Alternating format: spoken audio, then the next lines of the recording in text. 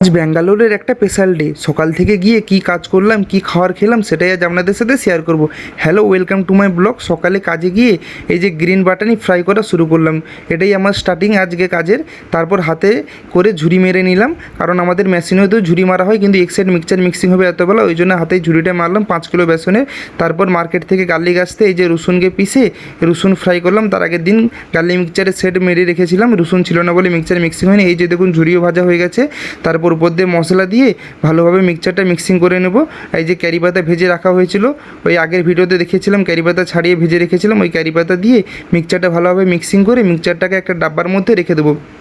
তারপরে এই মিক্সচারটাকে নিচে কাউন্টারে পাঠানো হবে, এইখান থেকে প্যাকেট করে করে দোকানে বিক্রি হবে। আর আজকে সকালে নাস্তা দাদু লুচি ভাজছে, জমিয়ে লুচি আর কাবলি চানার তরকারি দিয়ে নাস্তাটা করে নিলাম। তারপরে নাস্তা হয়ে যাওয়ার পরে 2 মিনিট রেস্ট করে আবার আমরা কাজের মধ্যে এলাম। যে কর্নফ্লেক্স তেলের মধ্যে দিয়ে ফ্রাই চলছে, কর্নফ্লেক্সটা ভাজা হয়ে গেলে তেল থেকে ভালোভাবে ছেঁকিয়ে কর্নফ্লেক্সটাকে ডরার মধ্যে রাখবো। তারপরে ওই থালার মধ্যে দিয়ে হালকা হলদি দিয়ে কর্নফ্লেক্সটা মিক্সিং করে নেব।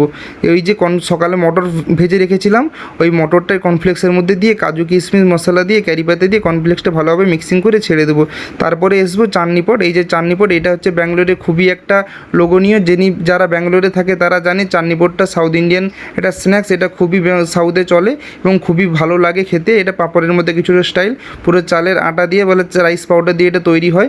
যে খুন্তির মাধ্যমে ওকে চিপে চিপে এরকম আকারে সাইজ করা হচ্ছে। চাটনি পটগুলো এরকম চিপা হয়ে গেলে চাটনি পটগুলোকে কড়ার সামনে নিয়ে গিয়ে তেল হিট করে চাটনি পটগুলো থালাগুলো এরকম তেলের মধ্যে ঢেলে দেবো। তেলের মধ্যে ঢালা হয়ে গেলে চাটনি পটগুলোকে ভালোভাবে ঘুরিয়ে ঘুরিয়ে ভেজে নেব। ভাজা চলতে থাকবে। ওই যে পাশের আরেকটা কড়াই চাটনি পট আরেক সেট রেডি হচ্ছে। ওই যে দেখুন কড়ার মধ্যে জল দিয়ে তেল দিয়ে আর চালের আটা, ময়দা, জিরা, লবণ, চিলি ফ্লেক্স দিয়ে এই যে আরেক সেট চাটনি পট রেডি হচ্ছে। এটা খুবই লোভনীয় স্বাদের এবং এটা সাউথ ইন্ডিয়ান খুবই ভালো চলে। এই যে অলরেডি আমার সব চাটনি পট ফ্রাই হয়ে গেছে। দেখুন কত চাটনি পট ফ্রাই হয়েছে। আজ দুপুরে ভাত বিশাল গরম পড়েছে, তাই ভাতে জল ঢেলে এক মুঠো খেলাম কাঁচা পেঁয়াজ দিয়ে, একটু বেগুনের তরকারি দিয়ে। আর এই যে কর্নফ্লেক্সটা মিক্সিং করে রেখেছিলাম, কর্নফ্লেক্সটা ওয়েট হচ্ছে, দিয়ে প্যাকিং হবে। তারপর আমরা স্নান করে রুমে যাওয়ার জন্য রেডি। আজকের ব্লগটা এইটুকুই। পরবর্তী ব্লগে আবার দেখা হচ্ছে আপনাদের সাথে।